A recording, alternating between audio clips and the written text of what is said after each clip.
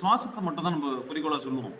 இந்த சுவாசம்னா இடகலை பிங்கலைன்னு சொல்லக்கூடிய இந்த 2 சுவாசம், 2 மூக்கு, 2 நாசிலையும் சுவாசத்தை ஓட்டாம சுடுமுனையில நடுநாடியில ஓட்டணும்ன்றது குறிக்கிறதுக்காக தான் அந்த விநாயகரை ஓமைப்படுத்தி, தும்பிக்கை ஓமைப்படுத்தி வச்சிருக்காங்க. அது நடுநாடின்றது யானையுடைய சுவாச பாதைன்றது எவ்வளவு பெருசு இருக்குன்னு பாத்துக்கோங்க. கீழே இருந்து தும்பிக்கை வழியா அது சுவாசத்தை இழுக்கும் போது அந்த சுவாச பாதை எவ்வளவு இருக்கும்.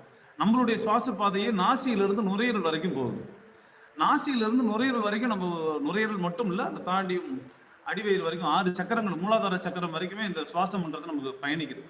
அப்படி பயணிக்கக்குள்ள இந்த சுவாசம் நம்ம எதை நினைவுபடுத்துதுன்னா, அந்த யானையோடைய உருவம் தும்பிக்கை மாதிரி சுவாசம் ரொம்ப ஆழமான சுவாசமா இருக்கணும்.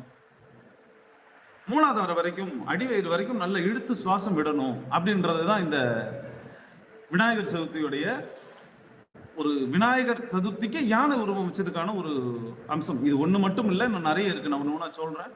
முதல்ல இந்த